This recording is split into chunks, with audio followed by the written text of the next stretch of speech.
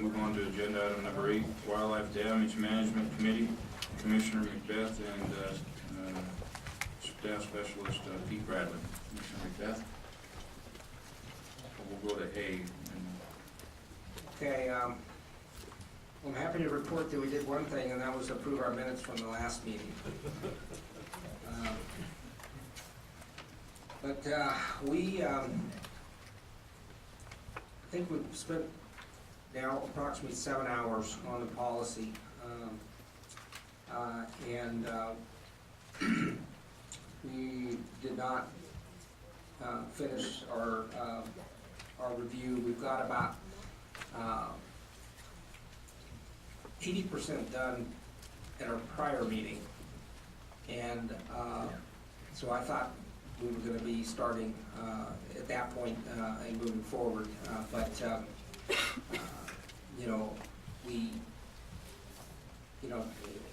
in honesty, we had some new members come on the committee, and including Commissioner Bliss, and to his credit, he went back through the policy. He had some additional questions on a lot of the stuff that we had talked about the last time, and so unfortunately, I have to report that the committee is not finished with the review of the policy. In addition, we did not get any time to review the plan.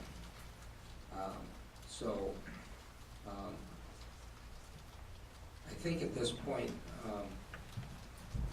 and so we moved to table both of those items, and also voted to allow me to be able to set up an additional meeting that's independent of the commission meeting, where we basically commit to get through this process of reviewing this policy, and where this group of 5 members of this committee come up with a product that everybody is comfortable with. I can tell you that there is no lack of diligence or commitment on the part of the members of the committee in trying to come up with this policy. It is very challenging. We're going down a road that has never been gone down before, and we're dealing with a lot of issues with this policy that required a lot of discussion. And I'm not trying to make excuses, but it is, if you've been to these meetings, you can rest assured that we are diligently trying to get to the right spot. However, it is taking time. So our recommendation is that the committee meet and try to get it hammered out so we can then bring to the commission for its first reading a final product.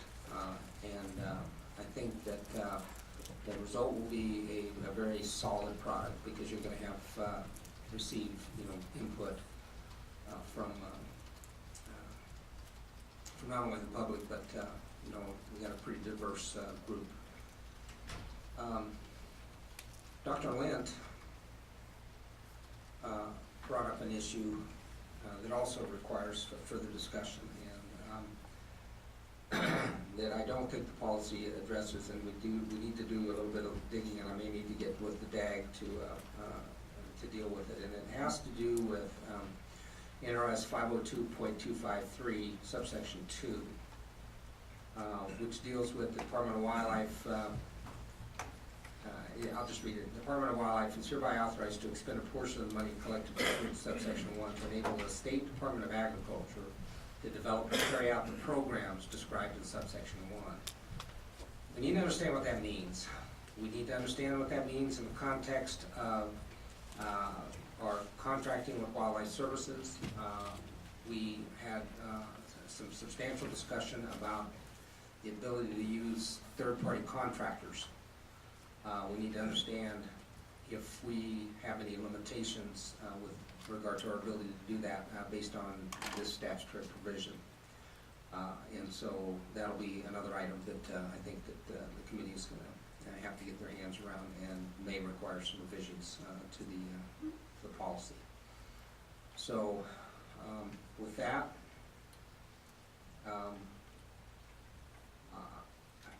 I personally do not see how we can go forward with 8B, but I'll leave that to the chairman to deal with. And I understand we have some issues that we need to discuss with regard to 8C, so I'll also let the chairman deal with that as well. But that's my report.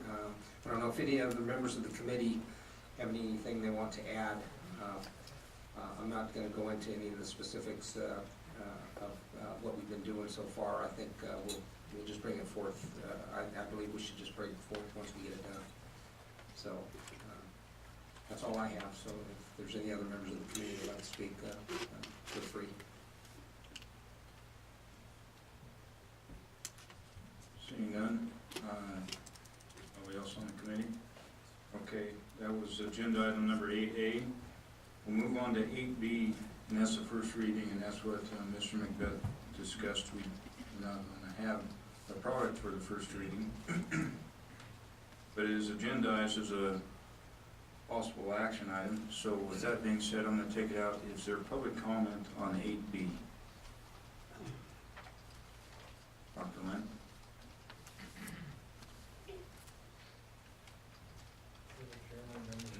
Hey, could you, I'm sorry to interrupt you, but could you hit the microphone so we can hear you? Thank you. Mr. Chairman, members of the Nevada Board of Wildlife Commissioners, and I also request my written testimony be included in the distribution minutes of this meeting. My name is Gerald Lynn, Nevada Hunter Association, and I testified at the committee meeting this morning, essentially similar to what I'm saying now, but policy 23 as written is illegal as it does not follow the law. And 502-253 is back on the counter back there, and I have copies if everyone doesn't have it. But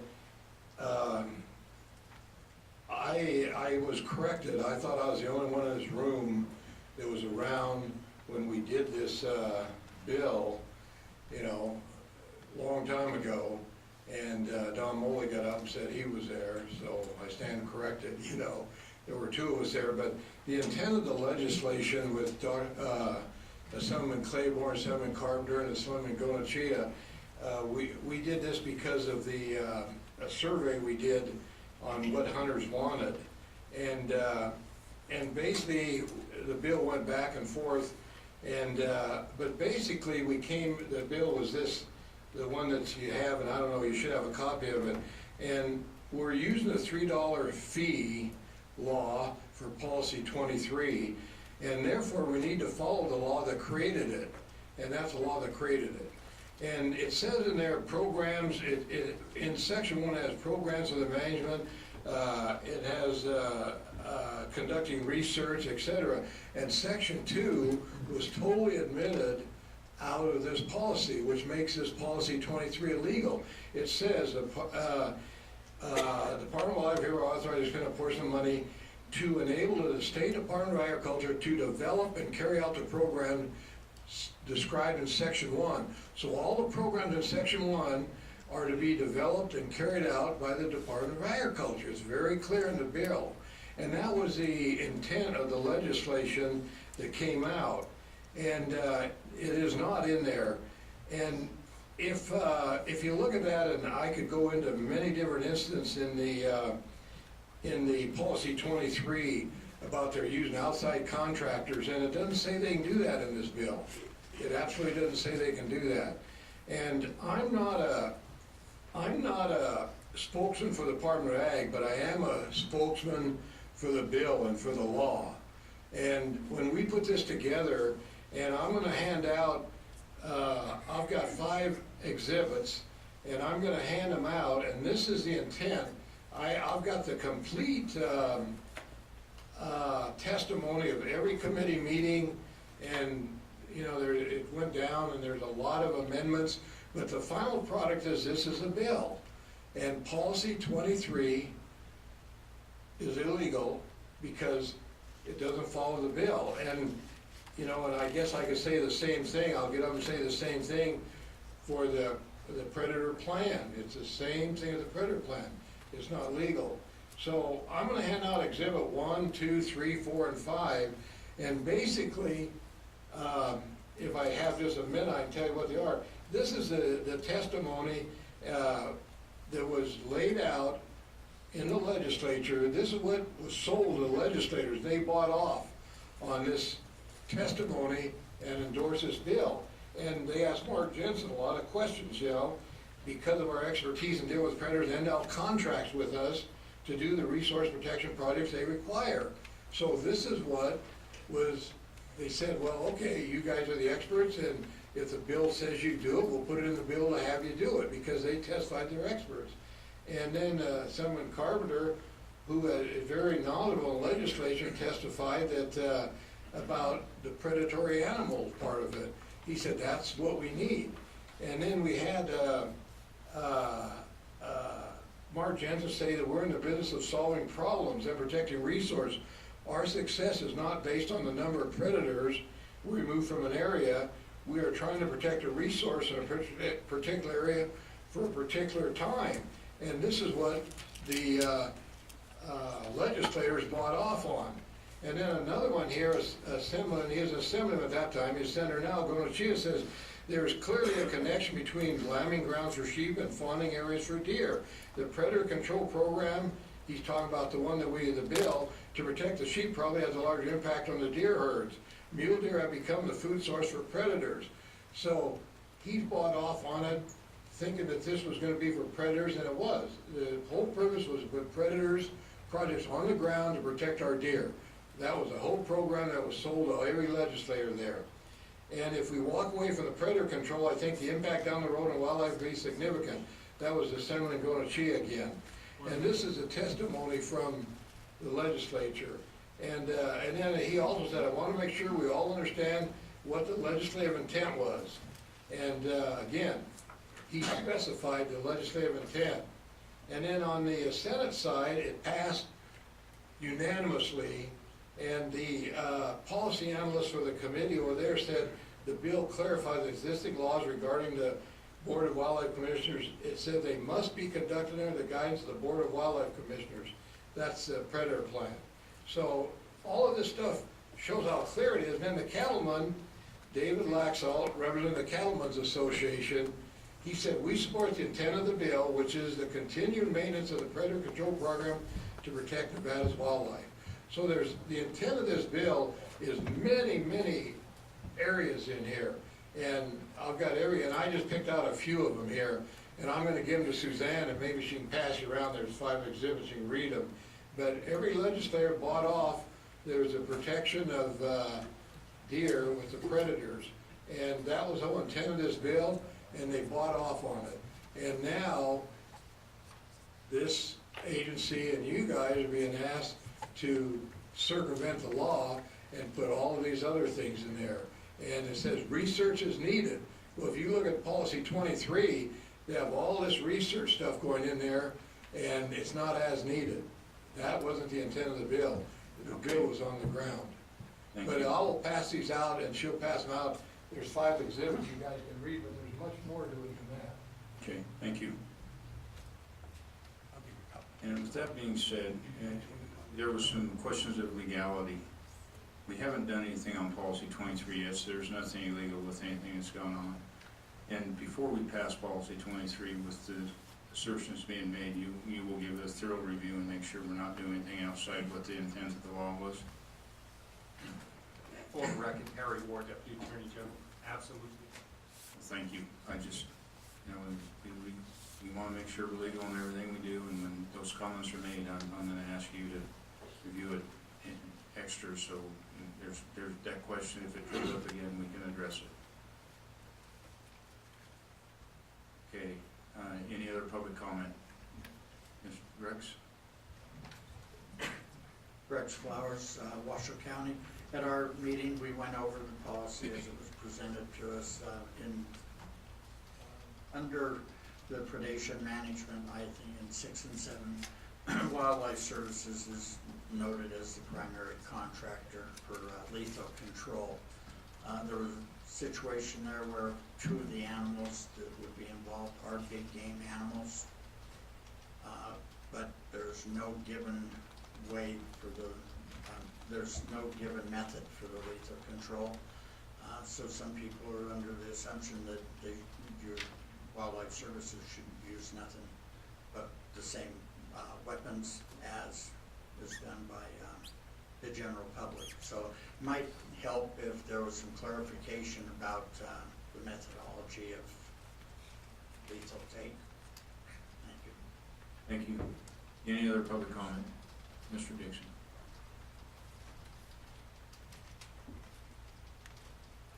For the record, Paul Dixon, Chairman of Clark County Capital, will be speaking on behalf, because we did not cover this specific agenda item at our County Advisory Board meeting.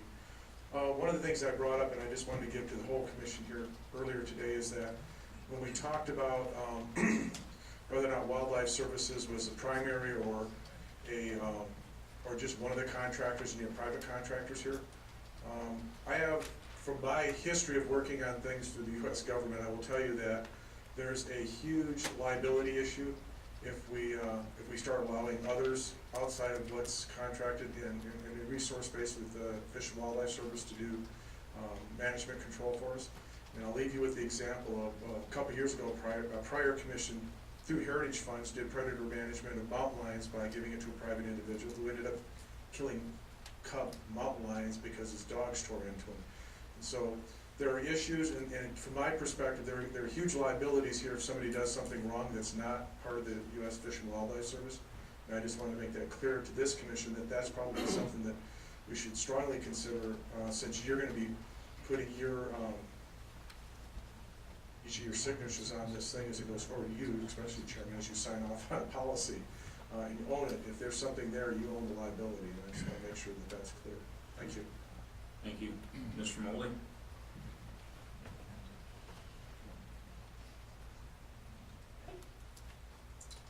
Mr. Chairman, Don Moldy-Reno, I spoke briefly about this this morning.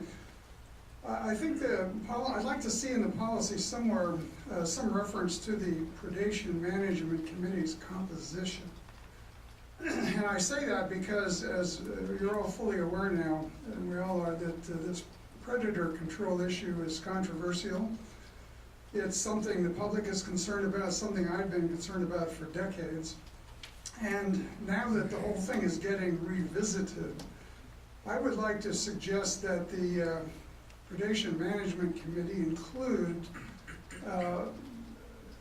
leaving the commissioners aside who may sit on the committee. For every non-commissioner appointed to that committee who may be a rancher, a farmer, or a sportsman, that there should be a person who is none of those also sitting on the committee. Someone who may be a wildlife photographer, somebody who's interested in predators and so on, so that there's some semblance of fairness and balance on this committee.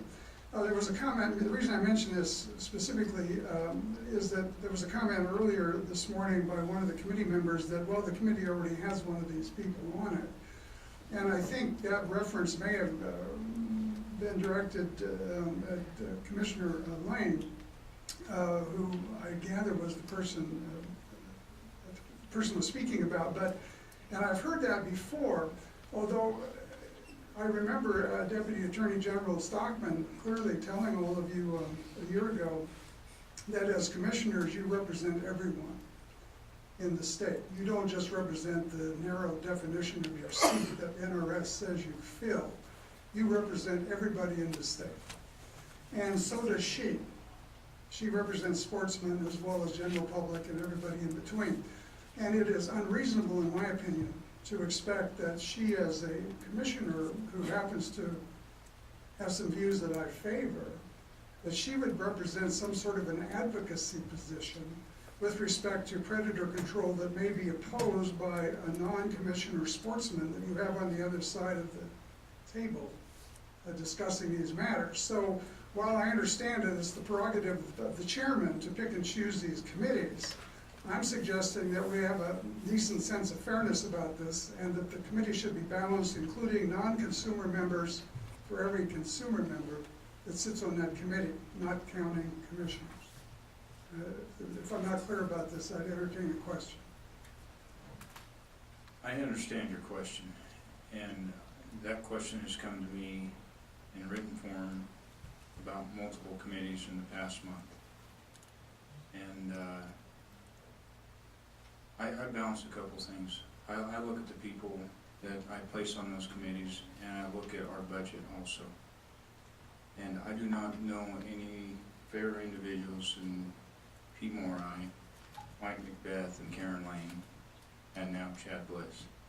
I think they are very capable of looking at multiple viewpoints, and I'm confident in their abilities to do so. I also look at financial, and if you remember back 2 years ago, the commission prior to me coming back on the commission was unable to have the final meeting of their budget year. They overran their budget with committees and meeting outside commission meetings with committees and having non-commission members and non-cab members sitting on committees.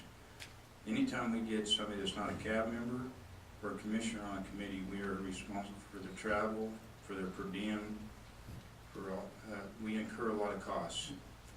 And keeping that in mind, I have tried to focus on cab members and commissioners to fill these committee seats. There are some exceptions to that. The Bear Committee, it is more of a northern Nevada issue. We do have non-commissioners sitting on that, and 90 to 100% of those meetings are held in the north. Trapping Committee, it's all cab and commissioners. And Dr. Lane sits on those, and she represents multiple, a different viewpoint than other people. I'm confident in the committees and the people that are on there, and I know I'm going to be questioned about that some more, but I'll stand by those appointments, and I don't see broadening those committees for multiple reasons, and the biggest one is the financial responsibility of the department and the commission at that point. Well, Mr. Chairman, I appreciate your response, and I don't believe that I impugn the motives or goodwill or intentions of any commissioner. I think I suggest that they think broadly as they're charged by law. I still think that the issue of fairness was not necessarily fully answered by your question, and sometimes fairness has a price. And so I simply leave you with that. Thank you.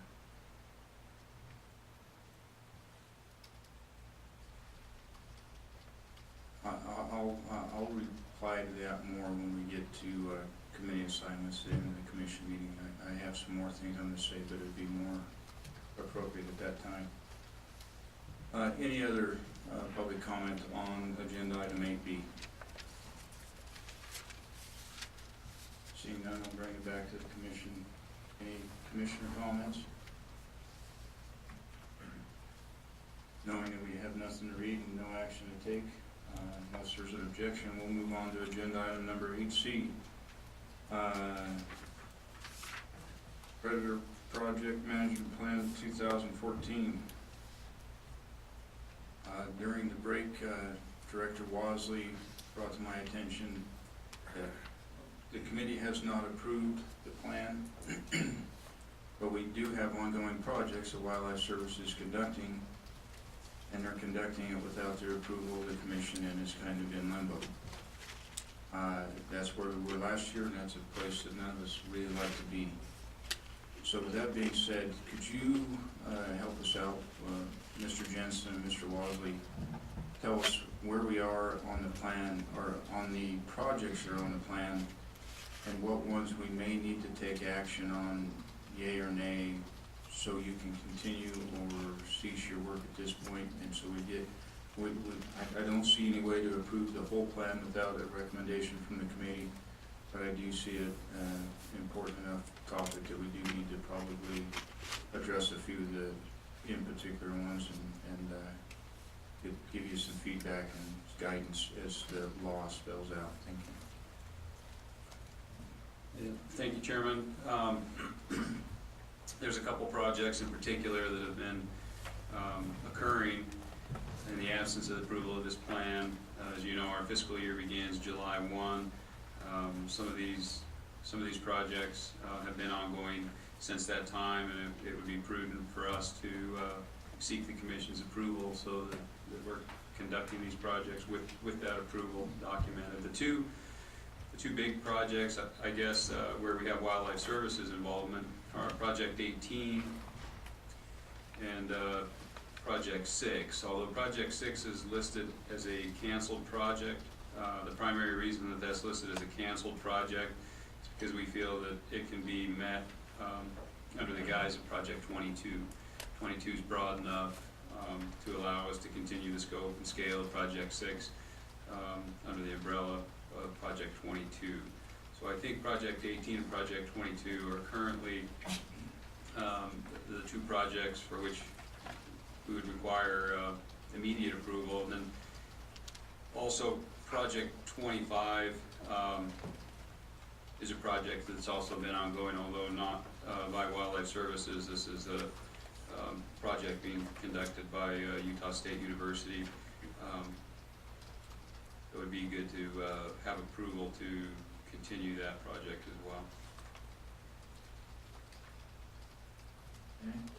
And I would certainly ask Pete Bradley if there's some additional projects that have been ongoing or would need to be approved at this time.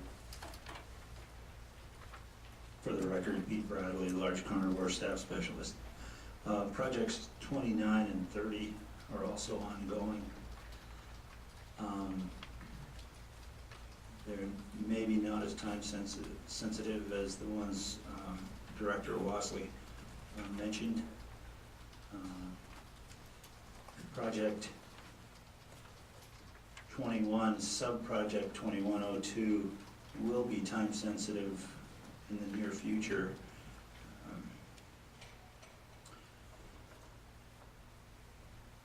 But perhaps the August or perhaps the September meeting will be early enough for that. The others are new. Mr. Chairman, I would also invite Mr. Jensen to shed any light on his needs in terms of approval to continue out his ongoing efforts or timeline that he might need to implement any of these subsequent projects in terms of budget formation or personnel or equipment procurement. Mark Jensen, State Director of Wildlife Services. Again, I think Director Wasley's covered it pretty close. Again, Project 18, we do have a person ongoing there, and we do have a person working on Project 6, but again, if that's going to be covered under Project 22, we can cover that there. But again, as of right now, there is a person working on Project 18 and on Project 6, and we can work forward from there.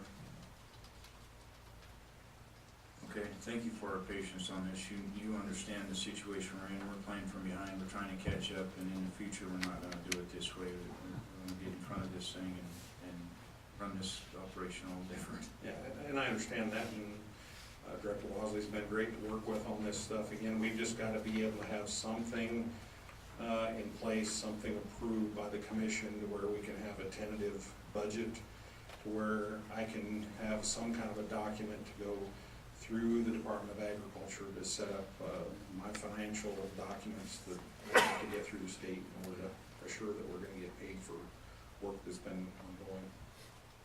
Okay. Right, and part of agenda item 8C, before we bring it back to Commissioner, go to public comment. I understand some of the people in the back are here associated with one of the projects, and why we have them, and we have this on the agenda. I would like to hear from them on how that project's going and get some input and see where we're at, and it'll help us. I mean, we don't have an opportunity all the time to have these guys here, so I'd like to get as much input as we could from them at this point. It'll help us in the future make decisions.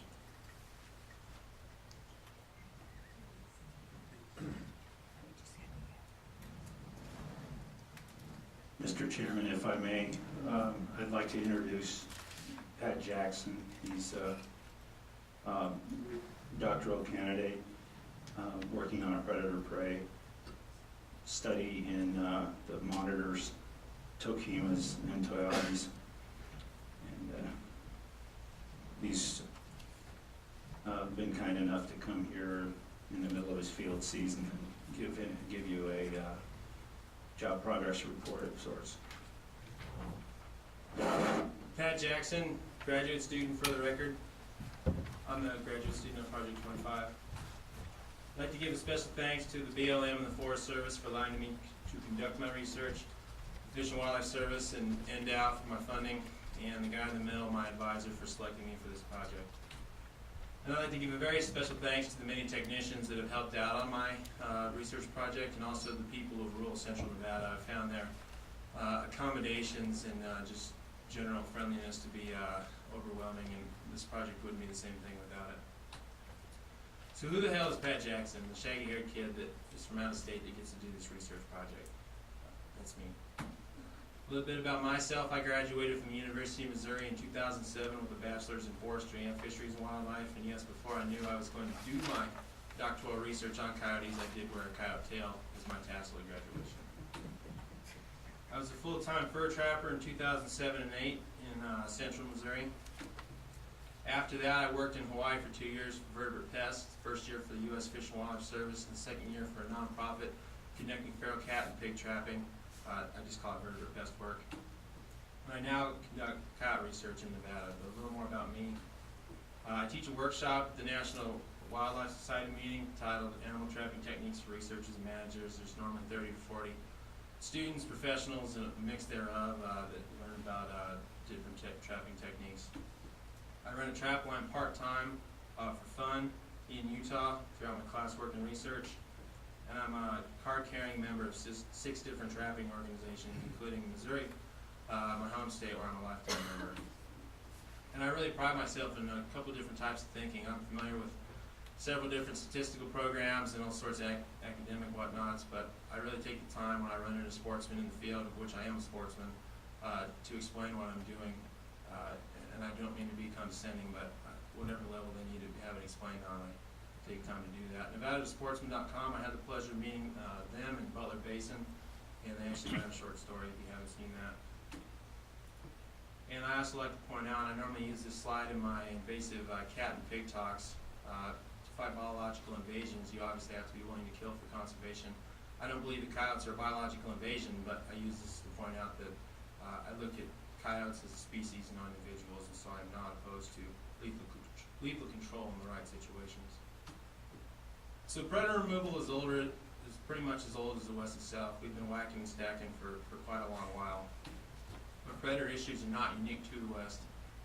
When I was in North Carolina this past spring, I met a doctoral student from the University of Georgia that told me Georgia has not had coyotes very long, if you don't know that, but he works with landowners in Georgia.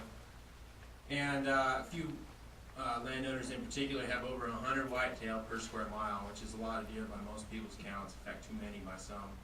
And they're actively engaged in coyote management programs to reduce those coyote numbers. And when he told them that there would really not be any sort of measurable response in whitetail numbers, he said, I don't care, I want to decide when every deer on my ranch dies, not coyotes. Roe deer and red fox in Sweden, it's actually pretty similar to the situation we have here in Nevada. Roe deer are a little smaller than mule deer, and red fox there, though the same species, Vulpes vulpes, is it's larger and actually has a somewhat similar impact. And then jackals and caracals in Africa, and I think that jackal looks quite a bit like a coyote. That's more with ranchers and landowners and livestock, but still somewhat of the similar issues you see here in Nevada. So have we studied coyotes to death? I know this is a pretty big question. I would say no, and I guess here's some reasons why.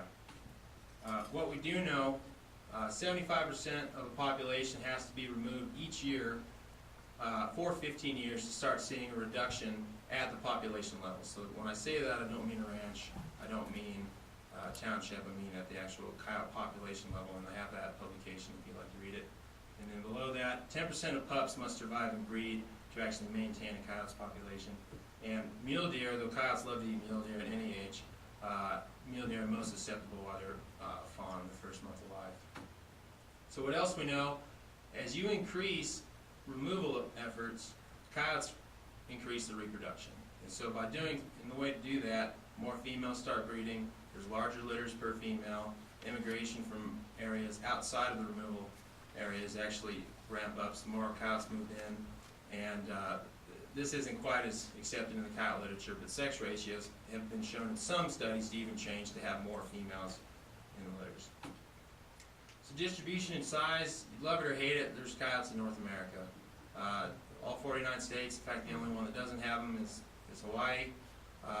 Inference for Nevada, or really any state, gets harder as you move further away. So for instance, a study in Maine, it's hard to compare the findings from that to the findings here in Nevada.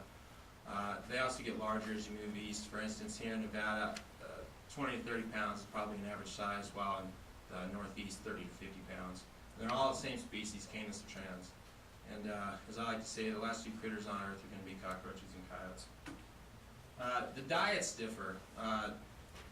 It's been documented, I couldn't find a picture, but a coyote was actually seen successfully crossing the Golden Gate Bridge. In fact, there's a lot of work out of Chicago that shows they're the only predator in North America that responds positively to urban sprawl, so their numbers can actually increase as housing does. I put this in, coyotes can eat anything but the kitchen sink, but they might even get out of it. And the cat's in there to show that their diet can really change. So a coyote in Las Vegas is going to have a very different lifestyle and diet from a coyote in my study sites. And then there's also changes in technology. VHF stands for very high frequency. That was when you had to be on the ground to actually locate that animal. When I started this project, it was GPS store-on-board collars were available, and so that's where the collars collect 4 points a day, and you actually have to go retrieve that collar after it drops off. Now there's iridium collars that actually you can have 2-way communication with satellites, so it gives you the points and you can tell it what to do, and it can collect up to 12 points a day, and that's only advances in the last 2 years. So the research questions for my project: what is the diet of coyotes and how does it differ from year to year, or does it? And how does the availability of lagomorphs and small mammals influence coyote abundance, diet, productivity, and home range? So we're really interested in what coyotes are eating. And so what have I done thus far? We've collared 25 coyotes, ear tagged 25 pups. We're not interested in putting GPS collars on coyote pups, mainly because of the price. They have a high mortality rate and they like to disperse. In fact, we had 2 coyotes that I collared just next to Austin that got shot within a stone's throw of California. We've done small mammal trapping to look at mice abundance, or really rodent abundance in general, in 2012 and 13, lagomorph abundance for the last 3 years, and scat surveys for the last 3 years. What are coyotes doing right now? I know there's a few too many numbers on this slide. These are coyotes that received iridium collars. Iridium collars are collars that communicate with, I get an email from them every week. These are coyotes were collared at the same time. So you can see coyote number 1 kind of got around. Coyote number 2 was a middle-aged male that had a pretty defined home range. Coyote 3 is actually an older female that we assume is breeding. So you can see here, coyote 1, 99% of his home range was actually 827 square kilometers. In this one, coyote number 3, 99% of her home range was 36 square kilometers. This is a different way to analyze a home range. I mainly want you to look at the real big red one and this black one right up here, what I call Butler. So this is the big, sorry, the pointer doesn't want to work. This is the big red one, this is a small black one. This is a coyote that I collared in 2011 in Meadow Canyon, and over the course of wearing that collar, she traveled 40 miles, spending a large part of that time in being collared in the mountain. She spent a large part of that time in Monitor Valley, where the collar actually dropped off in Butler. And you can see this coyote that's never left where it was originally collared. So if you look at those 2 spots, this collar fell off before this one was deployed, and there's still a very defined home range. Now I want you to look at this black one here, up in the upper left corner. This animal was originally collared. This animal was originally collared about the center of Stoneburger. He spent a little bit of time down here in Monitor Valley, and then went over here in Smoky Valley and started headed north. I assume he was shot by a hunter, I'm not completely sure. But I want to point this out, that I know that some folks reference mountain coyotes and valley coyotes, and some coyotes certainly do stay in the mountains, but not all of them do. The other things that we've been up to, we've been conducting some pretty intense small mammal surveys to look at the prey abundance 4 coyotes. So for instance, in one side I run 2 trapping webs totaling 296 Shermans. We conduct 3 consecutive trap nights for each site in the spring and in the fall to look at changes by season, and that totals 3,352 trap nights per season. So you can see in the spring of 2012, this is the total captures and recaptures for everything excluding chipmunks. This is mainly deer mice and pinion mice, just under 1,600. In the fall, there was quite a bit of a drop, just over 800. And this spring, 2013, was just over 200. That's a drop in an order of magnitude. And the site I like to sort, the source I like to cite, and one of my study sites, Butler, in the spring of 2012, we caught 333 deer mice, and this spring we caught 3. So that's a rather drastic change in prey abundance. Lagmorph surveys, we do this every 2 weeks. That involves driving in a truck sometime between dusk and dawn on a survey that's been already decided upon. There's a driver and a spotlighter on the other side. When you see a rabbit lagmorph, you stop, use the rangefinder to get the distance from the road, and then and also identify the species. So this is 5 surveys from the first 5 surveys from 2012 and the first 5 surveys 2013, and you see, well, a drop of about 100. I think the jury's still out. We need to still do surveys into the fall, but it does seem that lagmorph numbers are a little bit lower. We also pick up hundreds and hundreds of coyote scat. That's for abundance and diet. Coyotes have a known deposition rate. That means we know as scientists how much coyotes do or don't poop per day. And so we can actually use that to determine abundance. But we can also pick apart these scats and look at proportions of prey in their diet and how that changes over time. So let me go back. So what we're going to do with this is we're going to look at it from year to year and how the abundance of lagomorphs and the abundance of small mammals do or do not change in the proportion of scat compared to the proportion of availability. What else we're planning on doing is we're pulling whiskers from every coyote we capture, and also coyotes from calling contests. And whenever we come in contest with a coyote, whenever we come in contact with one, and all plants have a unique carbon signature, and so therefore the animals that eat those plants have a unique carbon signature. So the predators that eat those animals, that eat those plants, have a unique carbon signature. And so you can actually take a coyote whisker and look at the stable isotopes within that whisker, that unique carbon, and get an approximate 6-month window of the diet of those coyotes. We're also pulling placental scars from any dead coyotes, mainly from calling contests. And this is a look at coyote productivity to see how many females are or are not breeding, as well as the number of uterine scars within those reproductive tracts to get an idea on the number of unborn. So the idea is the higher the level of exploitation or removal efforts, the more placental scars there are in a reproductive tract. We're also looking at microhabitat analysis. The nice thing with the iridium collars, the ones that send me emails on a regular basis, is we don't get a real time, but we get a pretty decent idea of where coyotes are during the season. So we can go back and figure out, well, why were you here or not in this area during a fawning season, and then hopefully lay that over Endow's fawning habitat at the landscape scale to see how much coyote pup rearing does or does not overlay with mule fawning habitat. So the project deliverables, how does the diet change with prey abundance, or does it not change? Do they choose to eat lagomorphs or small mammals no matter how much their abundance changes? Does or does not the abundance change from year to year with the changes in the prey? What's the productivity? Do they produce more in years where there's a lot of prey abundance? What are the mortality rates, particularly hunter mortality rates? What are the home range sizes, and do those change with differences in prey availability? And what types of habitat are used by coyotes during the pup rearing season? And I don't know if we have time for questions, but I have a slide that says we do.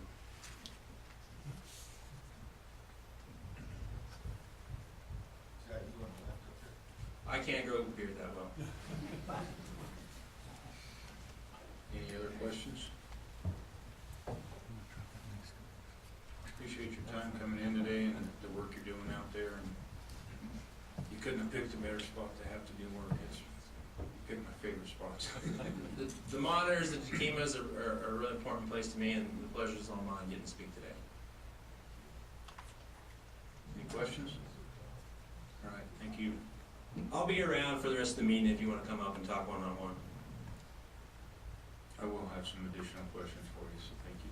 I know where the minutes are. I don't have a tag down there this year. All right. Now, we're still on HC. I'm going to take it up to public comment on HC and then bring it back to the commission to discuss a possible motion on what Director Wadsley spoke about a bit ago. Public comment on HC. Mr. Flowers?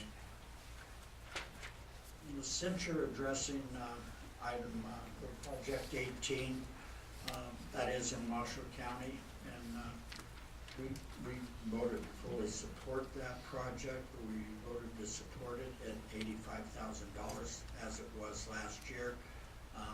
We didn't understand why they needed, if it's to be the last year of the project, why all of a sudden there's a $15,000, 17% bump in the project funding.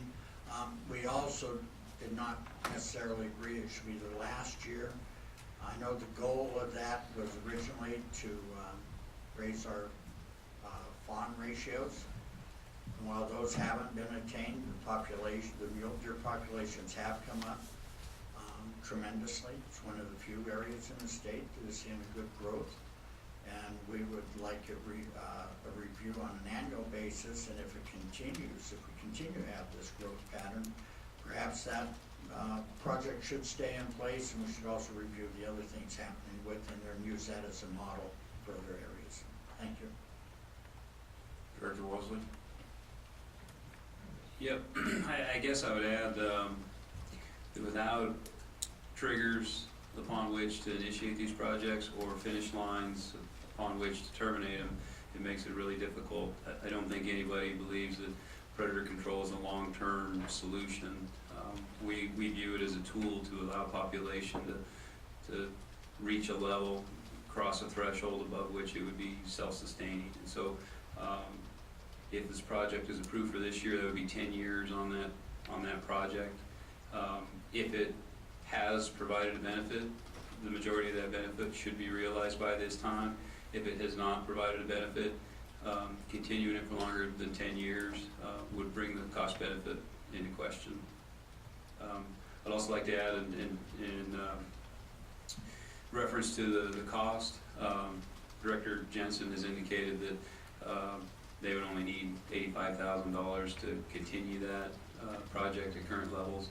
So if it's the Commission's favor to fund it at that level, we have indications from Wildlife Services that that's all they would need to conduct the work in there at the current level.